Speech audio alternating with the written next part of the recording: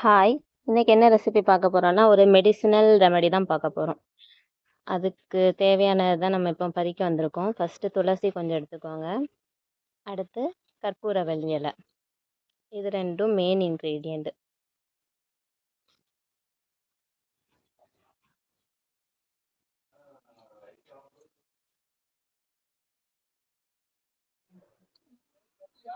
இது கற்பூரவள்ளி இலை. இது துளசி. அப்புறம் இது நல்ல மிளகு. காரத்துக்கு ஏற்ற மாதிரி நீங்கள் போட்டுக்க வேண்டியதான். இது பனங்கற்கண்டு. பனங்கற்கண்டுனால நான் கொஞ்சம் நிறையவே எடுத்துக்கிறேன். அப்புறம் ஒரு துண்டு சுக்கு. நீங்கள் எவ்வளோ தண்ணி வச்சு காய்ச்ச போகிறீங்களோ அதுக்கேற்ற மாதிரி அளவு எடுத்துக்கோங்க.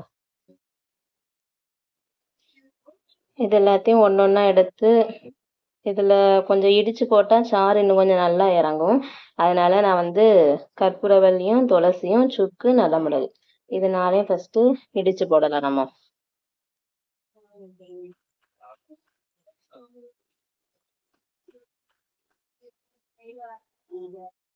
இனி ஒரு பாத்திரம் வச்சுக்கோங்க. அதில் நான் 1.5 கப்பு தண்ணி ஊற்றுறேன்.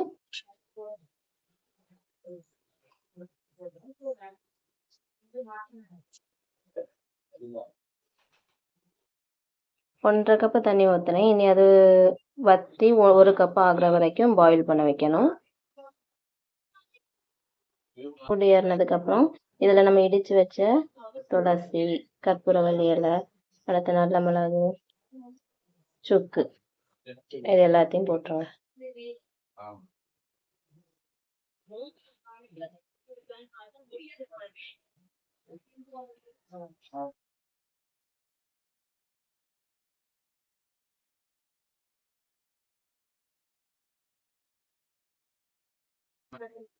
அதுக்கப்புறம் பனங்கற்கண்டு நான் இடிக்கலை, அது ஆட்டோமேட்டிக்காக கரைஞ்சிரும். உங்களுக்கு எவ்வளோ தேவையோ அந்த அளவுக்கு ஏற்ற மாதிரி நீங்கள் போட்டுக்கோங்க. இது நான் என் பாப்பாவுக்கு மட்டும் ரெடி பண்ணுறதுனால நான் இந்த அளவு எடுத்திருக்கேன். உங்களுக்கு எத்தனை பேருக்கு ரெடி பண்ணுறீங்களோ அதுக்கேற்ற மாதிரி எடுத்துக்கோங்க. தண்ணி கொதிச்சு வர்றது தெரியுது.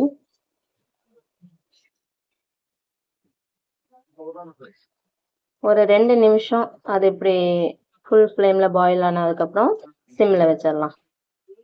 சாறு நல்லா தண்ணியில் இறங்கும். 2 மினிட்ஸ் ஹை ஃப்ளேமில் வச்சுக்கோங்க. அப்புறம் சிம்மில் வச்சுக்கோங்க.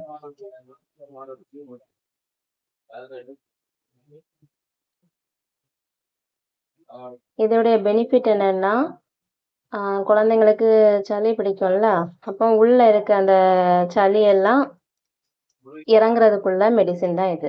ஹோம் ரெமெடி தான் இது. 10 மினிட்ஸ் ஆகிருச்சு. இனி ஓப்பன் பண்ணிக்கோ.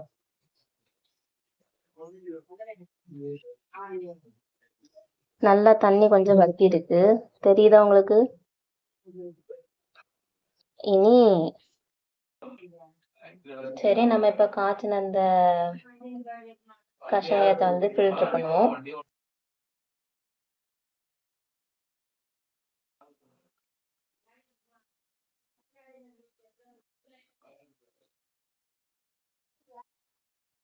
இந்த ரெசிபி உங்களுக்கு பிடிச்சிருந்ததுன்னா லைக் பண்ணுங்க, ஷேர் பண்ணுங்க.